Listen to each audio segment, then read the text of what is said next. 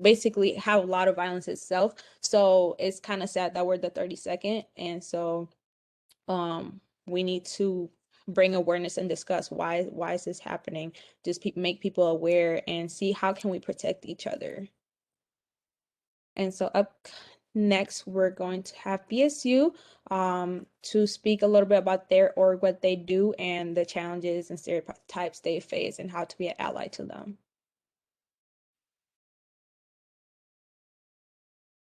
Hi everybody, I'm Rahinia. I'm the president of Black Student Union. I'm also going to have the rest of my e-board that's here introduce themselves. Hi everyone, I'm Honey. I am the vice president of the Black Student Union. Thank you for having me here. Hi everyone, my name is Amanda and I'm the treasurer of the Black Student Union. So we are the Black Student Union. Our mission is to motivate and retain students on campus, coordinate activities, strengthen cultural awareness, and provide assistance with the development and utilization of our skills, and the extent that we become one organized body of students that's able to deal with social, cultural, and educational problems. So some goals and objectives of our Black Student Union is to promote a higher level of scholastic achievement, meet and retain African American students as well as our other constituents at the university, increase political consciousness at the university on issues that impact African American community, implement ways to assist economic, social, and cultural development of the African American community, foster harmony and equality at the university, and maximize involvement of students in our Black Student Union to ensure success of the organization. So some challenges faced in the Black community. So some stereotypes that's typically associated with people of color. White educators are more qualified than Black educators. There are more Black men in prison than in college, which is definitely false. Black kids use more alcohol, tobacco, and other drugs more than white kids. And Black kids struggle more in school than white counterparts. So some challenges. So I asked this question in one of our general body meetings about some challenges people of color face on campus or just in general. And these are just some things that people said. So they have in sports that have low representation outside of football and basketball. People think they have to speak urban because they're Black. And being the only Black person in most of their classes and always expecting the unexpected. Does anyone else have anything to add to any of these stereotypes and challenges? I was actually gonna say something that we also face in these challenges are like when people say, "Oh, I'm not racist. My friend is Black," but at times when we see that, we'll see that they're the more accepted kind of Black, and I say that because someone that is maybe further deeply within their roots of, a stereotypical Black woman or Black male, they may not feel that that is as acceptable when every type of Black should be accepted. And just to piggyback off that, I know somebody in our meeting also mentioned like sometimes they're not identified as the typical Black girl. So they're already viewed as like not being so aggressive. And they already have like a whole different perspective of them than the typical Black woman.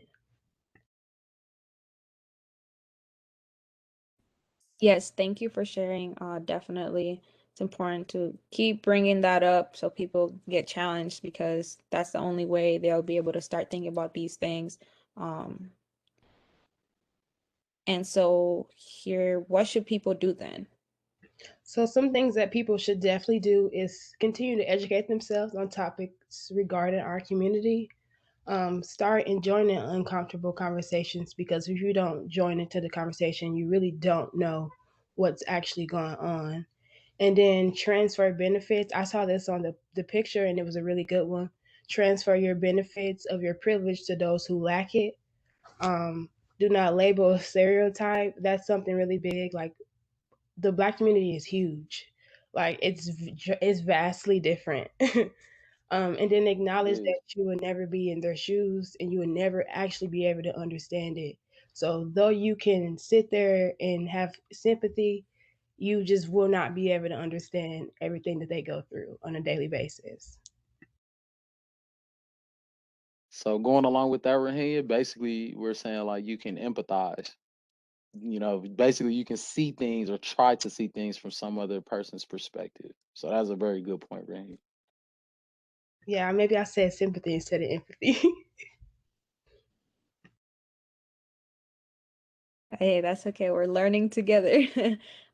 So thank you so much for sharing BSU and look forward to hearing your thoughts on the next upcoming questions later on in the presentation. So up next, we will have Latinos Unidos. Hi, everybody. My name's Juan, and I'm the VP for Latinos Unidos. So the organization started in 1995, and for this year, our main goals are one of them to have everybody recognize that everybody's human. Everybody that not everybody, but we're all American and Latinx in our group, and then we want to create a positive and optimistic environment for all of our members and everybody on campus, and be more involved within like our local community on campus and in Whitewater, and educate members and campus about the different cultures within like the Latinx community, and just be a family with everybody, all of our members. And some challenges that we face within the community are like when we get pulled over. Like a lot of times when people get pulled over, they get asked like, "Do you have citizenship?" or like, "Can you prove that you're supposed to be here?" Assuming some people cannot speak English, and assuming like a lot of people who are appear to be Latino are Mexican, when there's multiple countries and backgrounds that you can be from. And then just asking like, what generation did your family come here? Or are you firstborn and whatnot?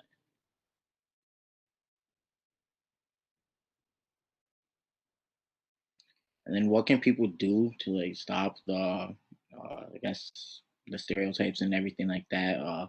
They can take the time to like learn more about the Latinx culture and go to like events. Like there's so many different like events that happen every week. Like there's like 3 or 4 like Spanish like Hispanic nightclubs all throughout Wisconsin, like Southeast Wisconsin.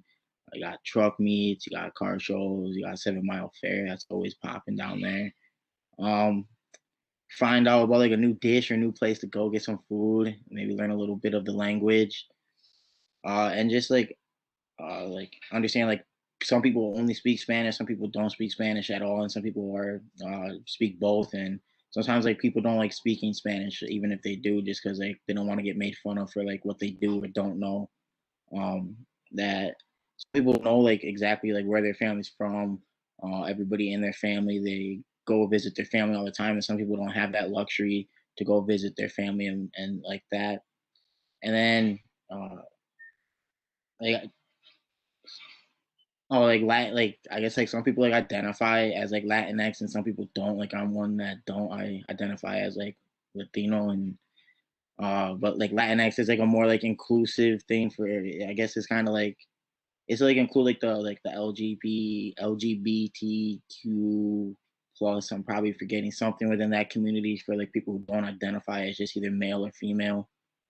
And then just know that like everybody's more than just like the stereotypes that people make them out to be, and like at the end of the day, everybody is like human. Appreciate that Yes, one.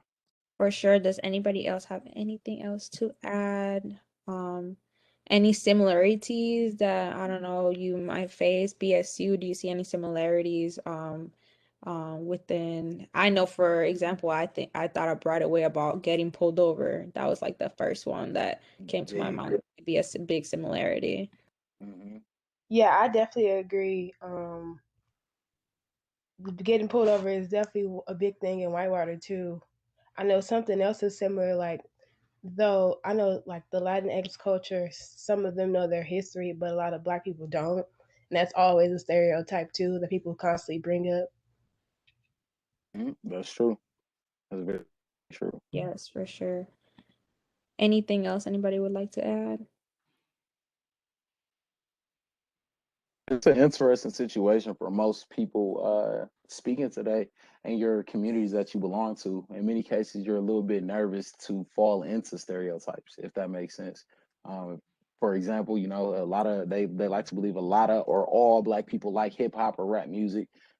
So sometimes you're nervous to listen to that loud music while you're driving in certain neighborhoods because you're consciously thinking like, okay, are they gonna associate me with this rapper or the other people they see who listen to this music.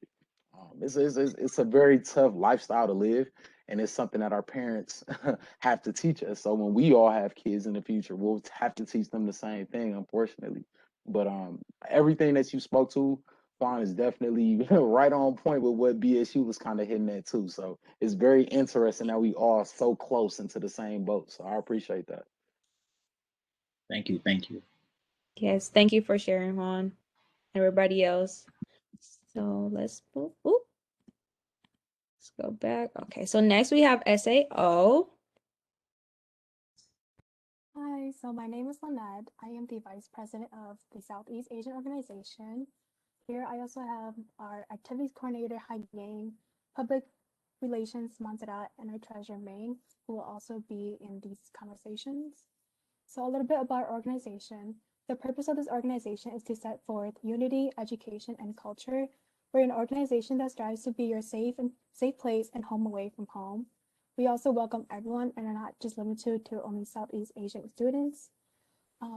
In our organization, we promote Southeast Asian awareness on campus through our AGO fundraiser, our Asian Month events, which Asian Month is actually in the month of May, but then due to like the academic school year, we usually celebrate in April. And we also have events coming up about Asian Month as well this month. We also attend conferences outside of UW. So we go attend to like other UW schools, and we also meet with like the other Asian like organizations there and see how they do or how they run like their conferences, and then also learn about like different cultures. And then we also host our own culture show here in Whitewater to present about our Asian culture. Some events that we host are the basketball and volleyball tournaments. We usually have one in the spring and one in the fall. And then we also have lock-in as one of our events. We meet every Thursdays at 5:30 p.m. via WebEx, and our office location is located in the Warhawk Connection Center between LU and WSG's office. And then there is also listed our social medias.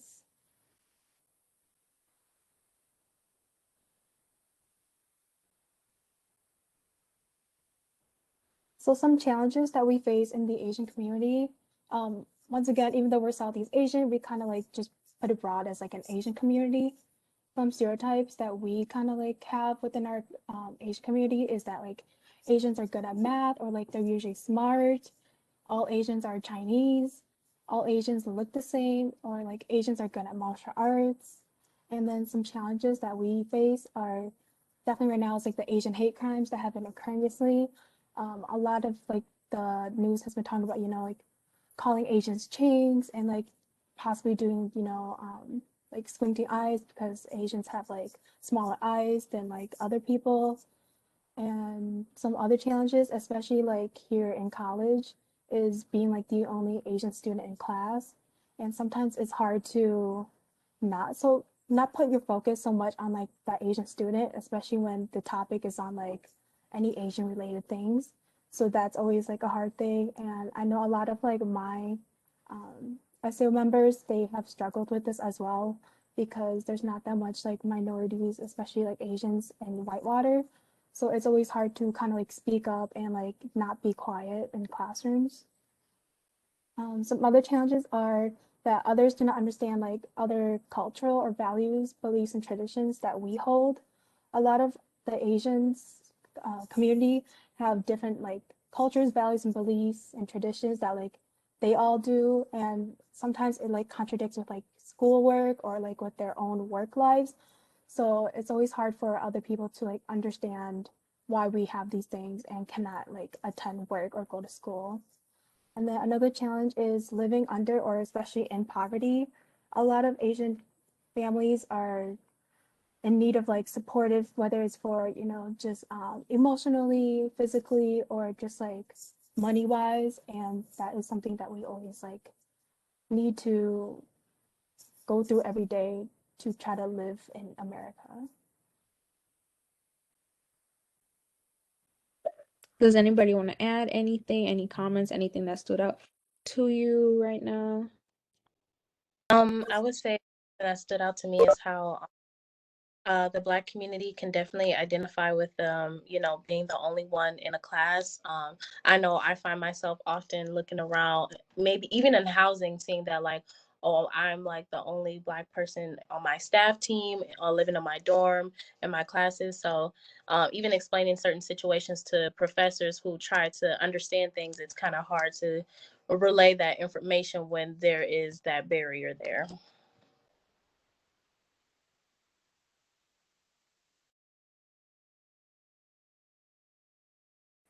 So what can people do to help? You can help by educating and learning more about each Asian cultures. Like I said, there's many different groups within like the Asian community. Like there's Hmong, there's Chinese, Japanese, Koreans. All of us identify as Asian, but then we are our own, like we have our own beliefs, values, and custom and languages. So please learn, you know, what are the differences instead of just categorizing one person to like, oh, they're all Asian, they're all Chinese. Also keep up to date with the current events occurring in the Asian communities, such as like the Asian hate crimes that has been happening. Some of the ways that you can help with all the Asian hate crimes is to contact a representative, whether it's state, local, or federal, to issue the statements to support the Asian American community. Also ask to increase to help fundings, and also build ties with your local AAPI organizations in the district. You can also help donate to victims of violent acts and their families. And then you can also acknowledge the diversity in Asia. Asia is a huge continent with many countries, cultures, languages. So like I said, like um, for example, like if you're really into our music, then like learn, you know, what are the difference between each music and like why is it important to our culture, or why do we eat certain foods during like different occasions and everything. So that's a little bit about how you can help. Thank you so much for sharing. Definitely a lot of eye-opening things, definitely, at least to me, similarities, also differences. So very good content. Really enjoyed that. It's Okay. it's really sad seeing all these the Asian hate crimes that we've noticed once COVID-19 started. It's just ridiculous, and just to say the least. You know, to put a blanket statement over an entire people, no matter where you're from geographically.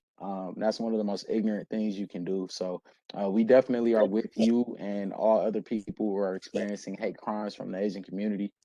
So we definitely want to extend an olive branch if you ever want to collaborate and do an event specifically geared towards some of the things faced by that community. Please do, because we definitely need to bring forth more knowledge and information about that to hopefully limit some of this ignorance. So thank you so much, Lynette.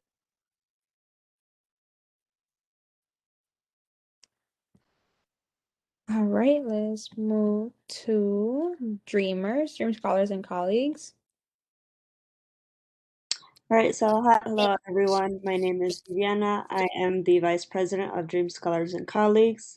Our organization was founded in 2012 by Miguel Aranda and Annie Stinson. What we do is we assist current and potential students who fall under the Dreamers category. We raise money for the DACA recipients here on campus. We also raise awareness about immigration laws affecting our students, and we meet bi-weekly on Thursdays at 7 p.m. Hello, my name is Roberto. I'm a marketing director for DSC. And we face a lot of challenges. Mental health, you don't know your future.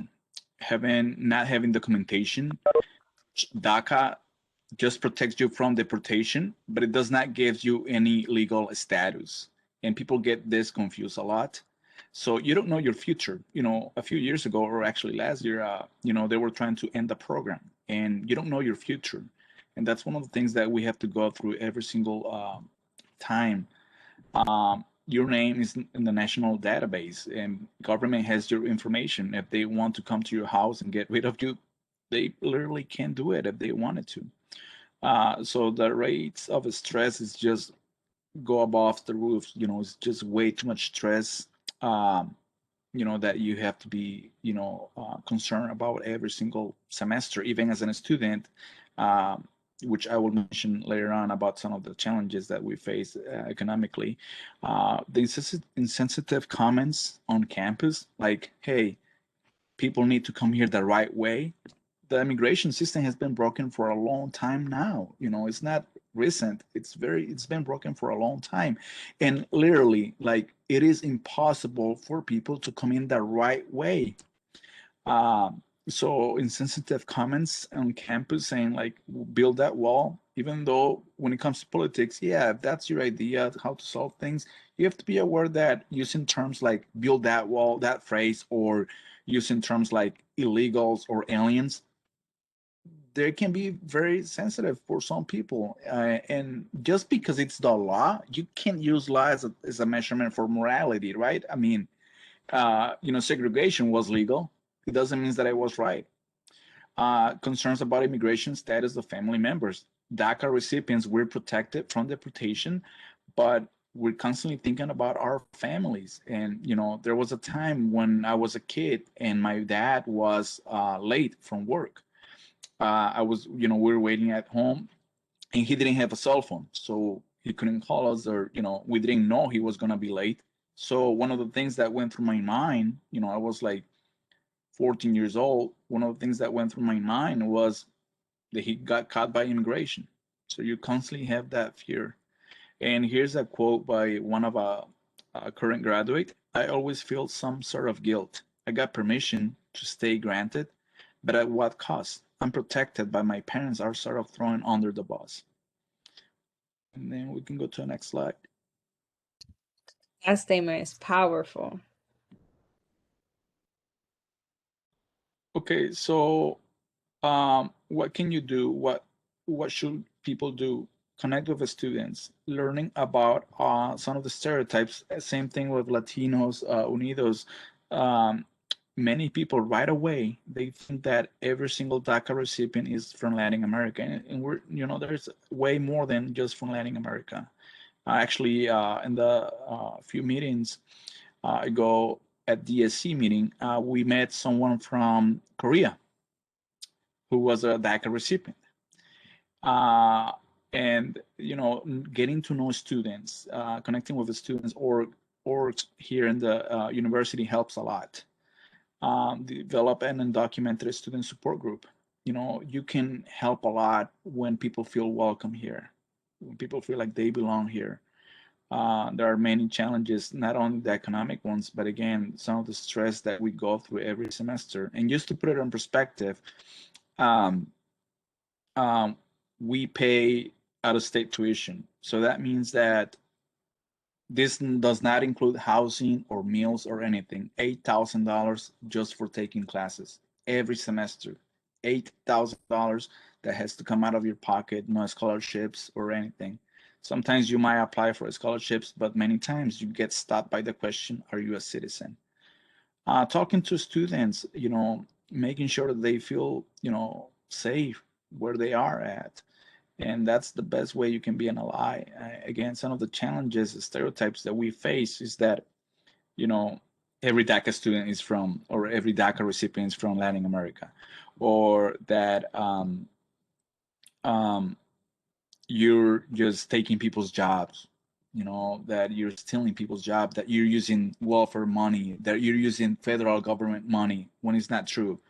We don't have access to FAFSA, which is federal government, and financial aid. You can't get any of that. So that's some of the misconceptions and stereotypes that we have faced.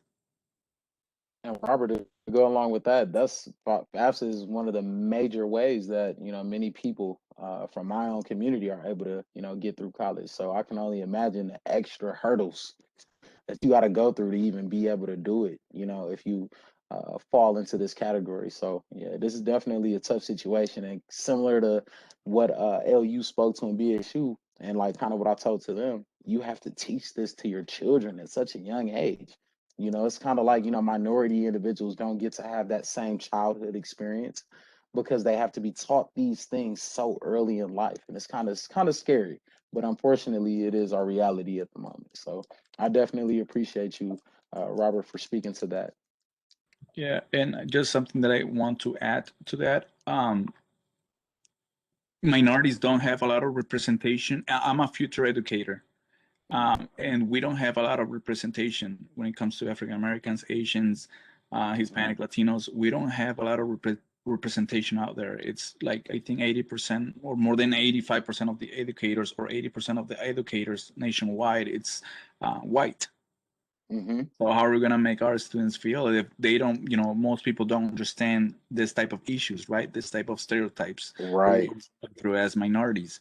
So that's one of my motivations to become an educator, because I definitely want to help minorities. I'm the only minority teacher right now where I'm at. I'm the only minority teacher there. Wow. Representation does matter. I think people underestimate. I think it's easy for people who are within the majority to underestimate the importance of seeing people that have the same background or identity as you all the time. And I think that kind of gets us to the LGBTQ movement as well. Why it's important for them to see people who identify similarly in different movies and also as educators and teachers. So it's very interesting to see that dynamic. Definitely. Yes, thank you so much for sharing, Roberto.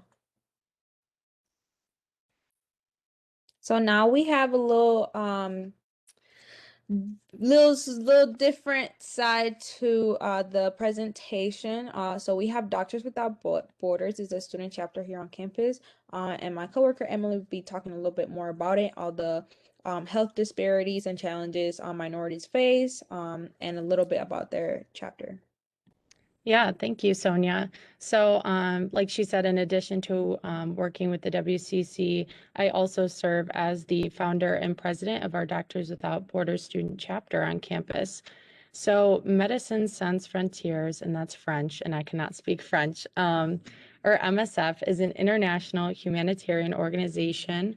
They provide medical relief in nearly 70 countries to individuals affected by war, disease, violence, pandemics, natural disasters, and also exclusion from healthcare. MSF was founded in France in 1971 by 13 doctors, nurses, and journalists. MSF was also awarded the Nobel Peace Prize in 1999 for its work with populations in danger. So one thing to note is that MSF is composed of volunteers and workers that represent all cultures and identities. So as a student chapter on campus, we support the mission of MSF by advocating for humanitarian concerns. We provide volunteer opportunities, such as our partnership with the Open Arms Free Clinic in Elkhorn, Wisconsin. And we get to host professional speakers that serve in the health field. And we welcome all students to join our chapter, regardless of your major. I'm a sociology major in public health, so we have people of all backgrounds. And we started our chapter only a few semesters ago, so we're still fairly new on campus. So this semester being online, we only meet once a month on Thursdays at 4:30 via WebEx. And we also host events throughout the semester. And that is our contact information. And we also have an Instagram and Facebook. And now I'm going to turn it to Fraser, who's our External Affairs Director, and he's going to talk about some health disparities. Hey everybody. As Emily said, I'm Fraser. I'm the Director of External Affairs for Doctors Without Borders student chapter. And so what we're kind of talking about here is, as the title says, health disparities faced by marginalized groups. And this is something that I think does get a little bit of attention, but not nearly enough as it should in the United States. I mean, health disparity refers to a higher burden of illness, injury, disabilities, and even mortality rates experienced by one group compared to another group. So like the marginalized groups suffer from lower life expectancy, decreased quality of life, increased healthcare costs, and social inequity. And especially in the United States, marginalized groups bear a disproportionate burden of disease, injury, premature death is a huge one, and disabilities. And so the elimination of racial/ethnic disparities requires an important changes in the ways healthcare is delivered and financed. And one of the big things I saw that when I was researching this kind of thing is a lot of people chalk like health disparities up. Like at least what I saw, like a lot of people don't understand the subject is they're saying like it's all like to do with the community. It's nothing to do with like the actual healthcare system, when in actuality, our healthcare system is so broken that we can even that it allows for these terrible things to happen to marginalized communities. And so the unequal access and care to unequal treatment of persons who receive care are key determinants of racial ethnic disparities in healthcare and health status. And like just if you want to look into it more, the CDC has a great website that talks all about like health in minority groups and marginalized groups. Wow, this is Thank you. yes. It's a lot. Does anybody have any questions about this? Any questions to them? I would say the one thing I can add, especially with me recently being married, and looking to have kids soon, one thing that is very scary is the fact that the mortality rate for women, Black women giving birth is the highest. Um, it's very scary. You know, that's something that you think about and you wonder why. And then you think about some of the things that might be subjective, you know, some of the things that might be based off of someone's opinion of you or their implicit bias that they have towards your group can literally kill different people. This information right here is definitely heartbreaking, but it also further validates some of the things that we feel. You people wonder why minorities have a love hate, but more of a hate relationship with, you know, the health system and police officers and all of this other stuff. It's very scary. And I see Yeah. Juan stated something. Did you want to go ahead and speak to that, Juan? Oh no, I was just typing there, like you said, like earlier, like how like the kids in like these minority groups, like a lot of them have to grow up fast and don't get to really enjoy the same life as the majority groups do, and like I think that really ties greatly into that like decreased quality of life. Like if you're a kid and you don't get to really enjoy being a kid because you got to grow up at such a young age, like your whole life Exactly. is spent it as an adult stressing over stuff that like you shouldn't have to. Mhm. And Rahia said you don't get a chance to grow up as an individual. You say Right. that again.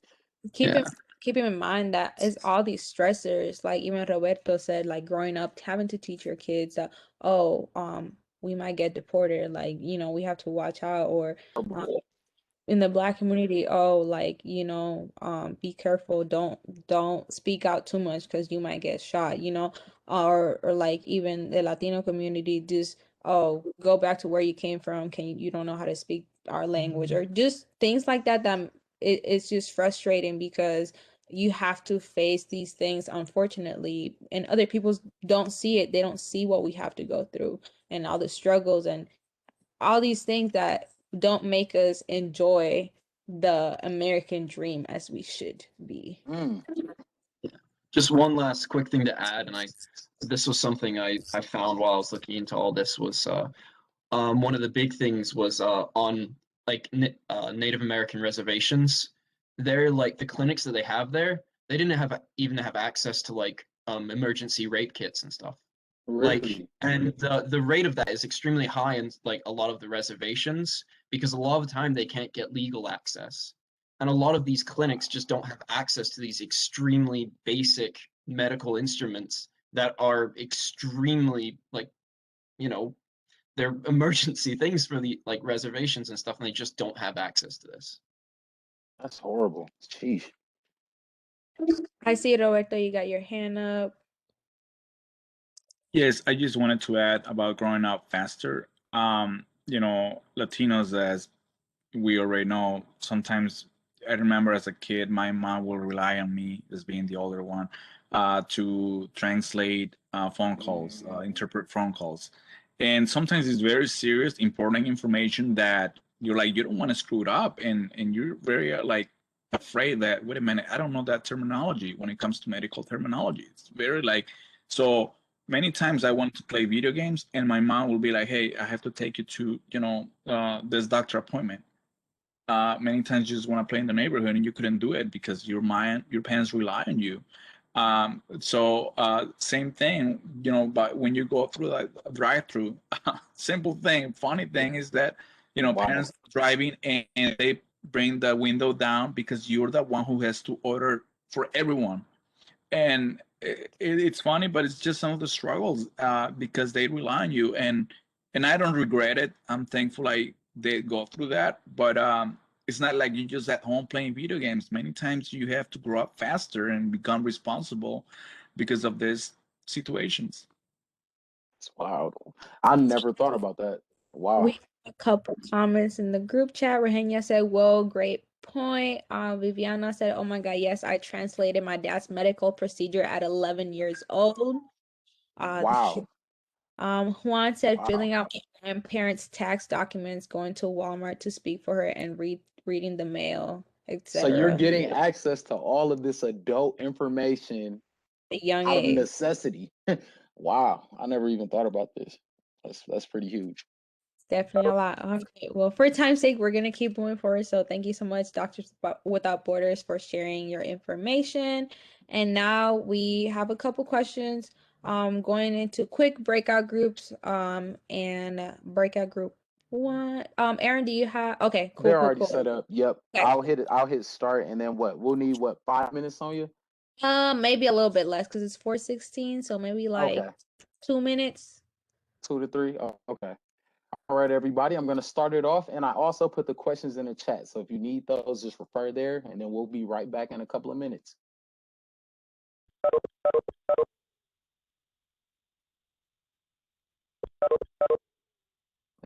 We have most people going. Let's see if I can add anybody else. So I got Jalen. Let me add you both to a group. Give me 1 second, team.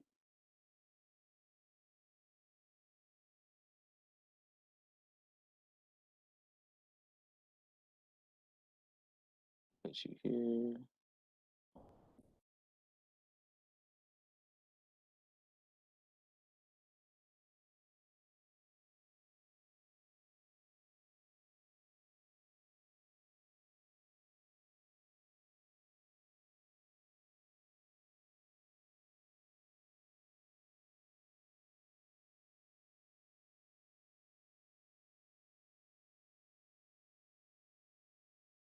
Join breakout session.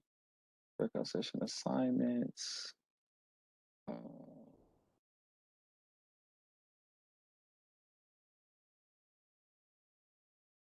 All right, so everyone else still here, you can go and join any group that you like. I opened it up for everyone. So Jalen and Mr. Yang, go ahead and pick any breakout room. It'll be very swift though. And also, who else do we have? Robert.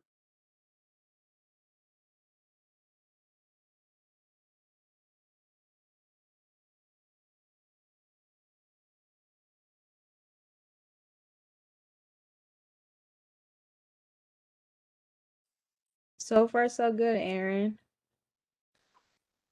It's going really good. I love this content. I'm really mad that this Facebook Live thing was not allowing me to do it. That's okay. Oh We my goodness. got it recording, so that's good. Yeah, that's good. This is difficult because this is the perfect thing to have shown up on your timeline. Hopefully, we can still just show it maybe on our Facebook page or something. Yeah. That'd be really nice. Yeah, we definitely had to record this. Unfortunately, I did record it like maybe past your introduction, so I might have missed part of BSU's because I literally was trying super hard to get this live up and running. So we'll just Okay. have to kind of dig deep for that one.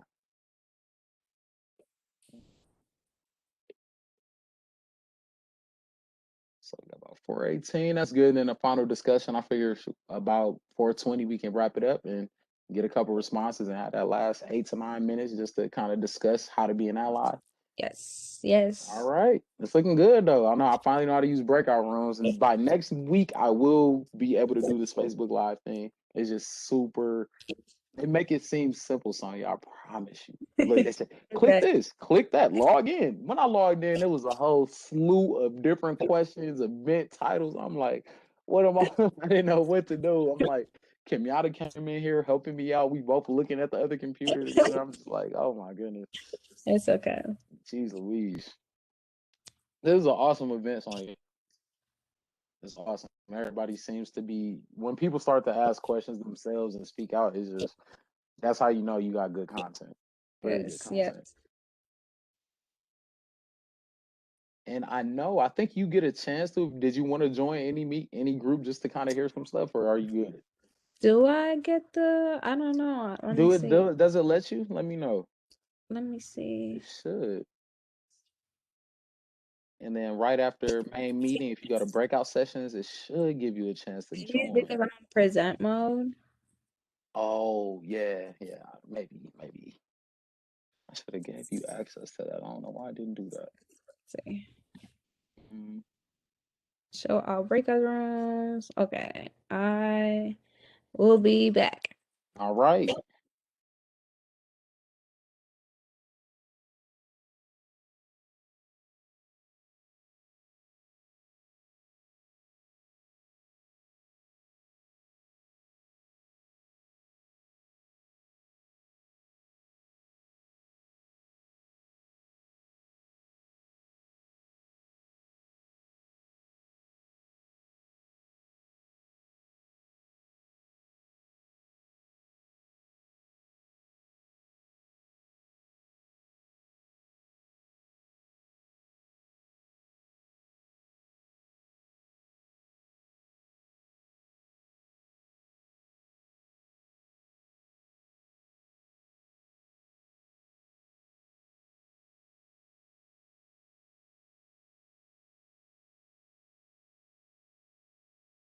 And now I am going to end our breakouts sessions.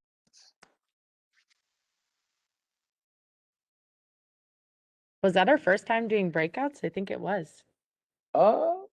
Yeah, for us. I had to use it once or twice before, so it worked out perfect that had a little bit of a practice with it. It's I'd say very it simple was though. success. Yeah.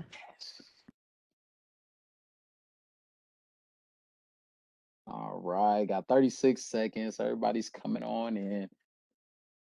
I love the flags in the background. I'm gonna insert that.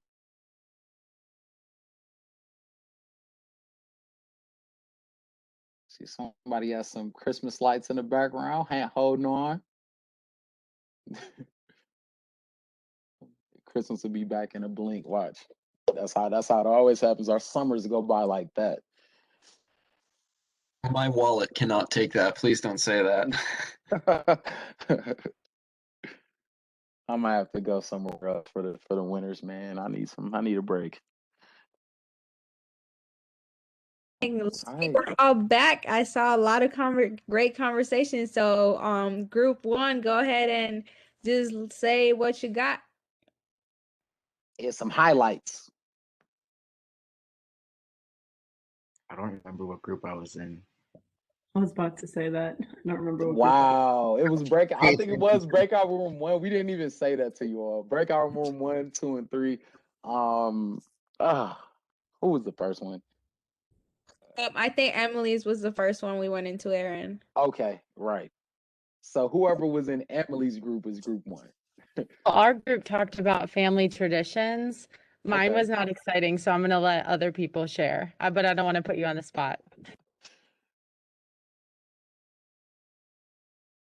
Actually put someone on the spot. Yeah, she just did. Thank you. Okay, so I wasn't aware of this because to me it was so natural, to me it was so normal. But in Mexico, at least, and I think in some countries in Latin America, it is a tradition that during a birthday party, we ask people to buy the cake. And the purpose of that, everyone yells, hey, buy the cake, buy the cake.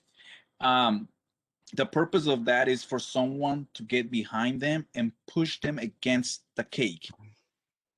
That's the big thing. And one of my friends brought it up. They're like, why do you guys do that for? I was like, that's normal in our culture. And I never thought about it, that's like, it might be surprising for so many people, right?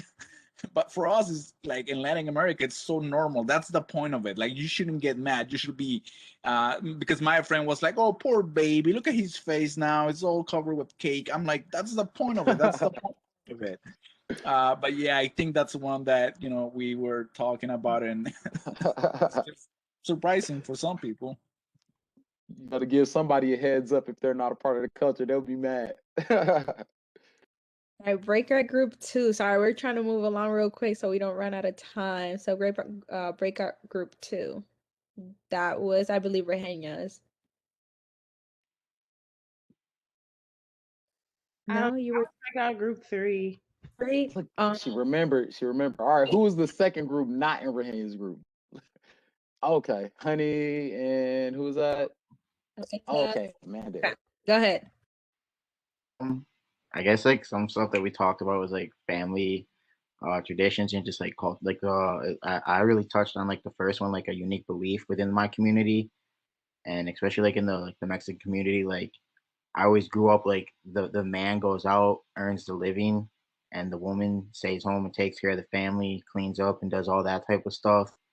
And like, I've done some stuff to like challenge those like beliefs and thoughts, but like because like that's the way I grew up, like that's what I've always like thought of as normal up until like, I guess like the more like feminist movements like started, I started like realizing like, oh, I guess this isn't like a majority type thing that people do. Very good point. Let's see, group. Go ahead, Rehenya. Now breakout group 3. I don't know if anyone wants to share, but I know, is it Khadijah? I know she shared a belief, unique belief, like in the Black community, where we don't really talk about mental health. We just pray about it or go to anybody but people we know, so they don't have to know our business. That's like a big belief in the African American community, to like pray about it or go to somebody else that you don't know to talk about your problems. Wow, that's a huge one. That's huge. Was that all the breakout groups? It was just 3 of them? Was there another one? Yep, it was 3. Okay. Wow. Does anybody want to add anything else? We can go into the discussion portion of it all. Discussion it up. Let's do it. All right. I love this group. I love everybody talking. I appreciate it. Okay, here we go. Oh, wait, I keep clicking the wrong thing. There we go. Okay. All right. So, how do you respond to cultural appropriation? What do you do? If somebody doesn't know what cultural appropriation is, basically you take something else that a culture is doing and kind of try and make it your own. Without showing love to the group that started it. Exactly. Without giving props to the people that started it. Exactly. Anybody can jump in real quick. This is an interesting one. I think most people within this who are in this group can definitely speak to that. In regards to that, I guess I could touch on this quickly. Coming from the UK, which is kind of, I guess, the originator of cultural appropriation, as they're not very proud of what that my country has done in the past. In regards to that, it's difficult. Like, not difficult in the sense of like, oh, it's not, is it right? Is it wrong? It's clearly wrong. It's difficult to address those kinds of things, especially coming from like a standpoint where like I don't really have like a culture. So I don't really understand like a lot of like kind of like the intricacies of it all. And so I think like the biggest thing, at least from my point of view, is to actually discuss about these kinds of things, learn all the like intricacies, learn what's right, what's wrong. Like I can actually talk to people about it.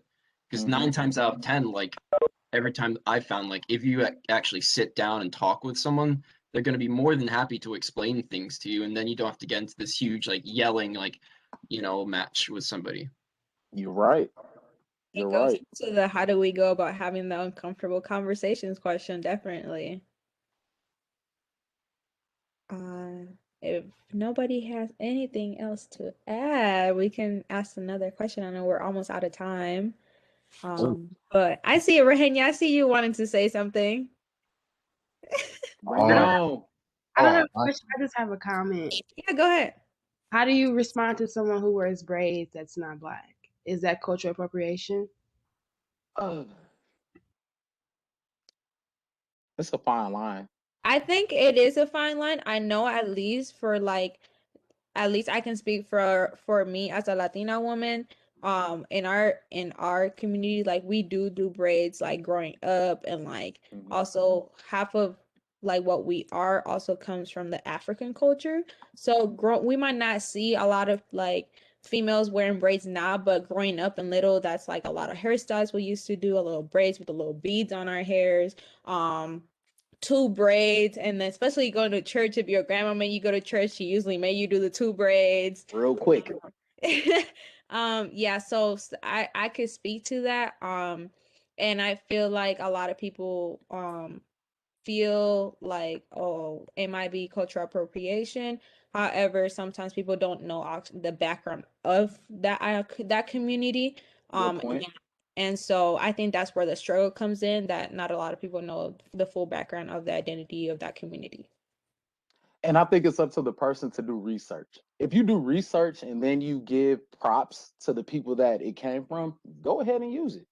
You know what I mean? I think that's where a lot of us might get irritated. Like, for example, if all of you don't know, a lot of minority people or people in the Black community utilize do-rags, right? They tie their hair down, it keeps their hair nice and put together. I believe, or actually, I'll go further. A lot of Black women use bonnets, so they do the same thing for them while they sleep.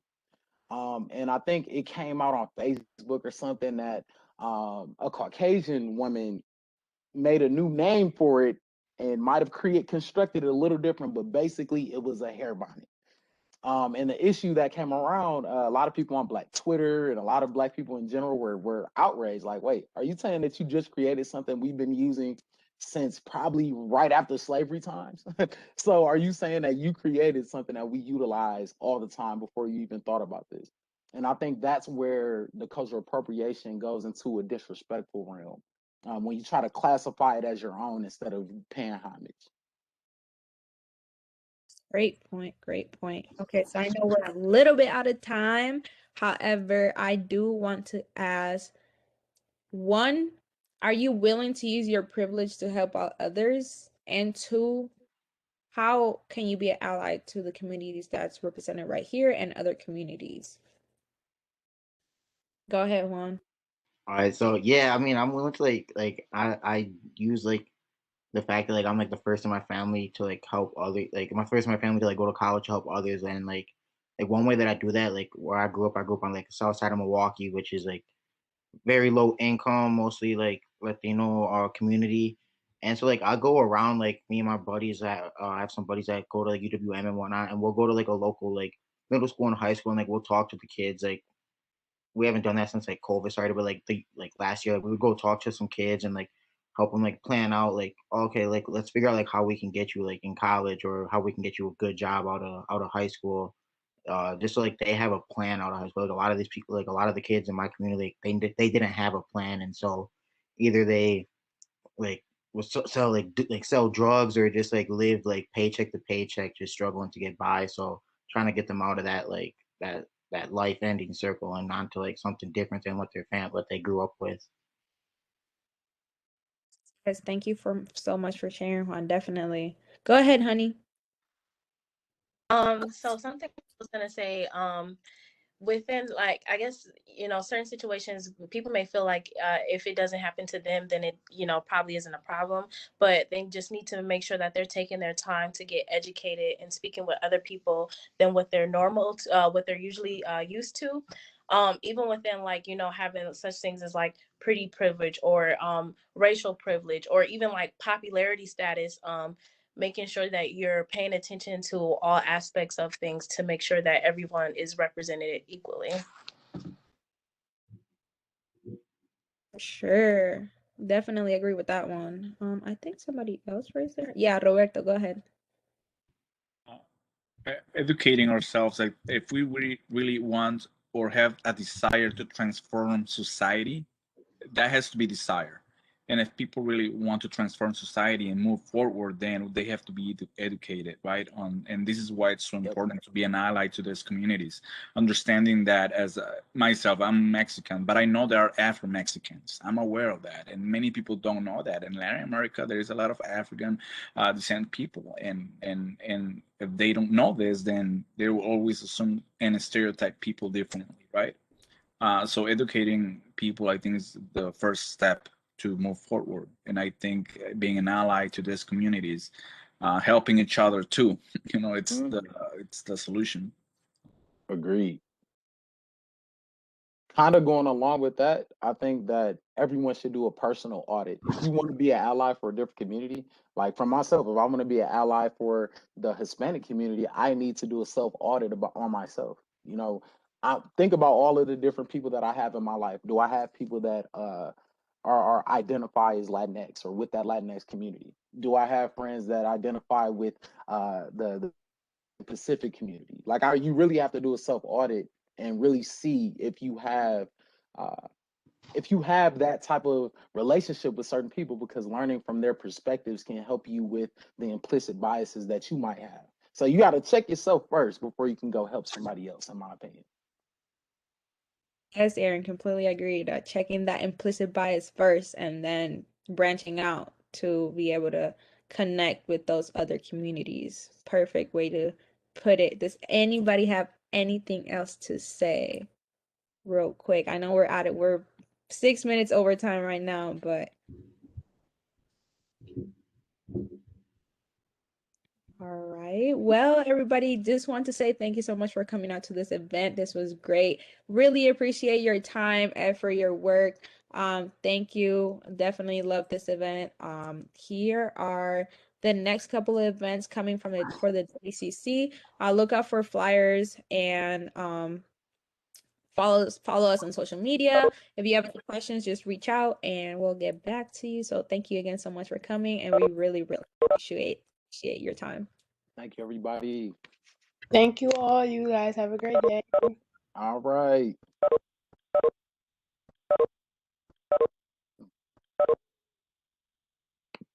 I love those little emojis. Emily, you clapped like 5 times. I see it. That's funny. Let me get a couple in there. I'm trying to catch up. Right. This was awesome. Awesome event. Yay. Aaron, let's go to your personal room. Will do. All right. See you soon.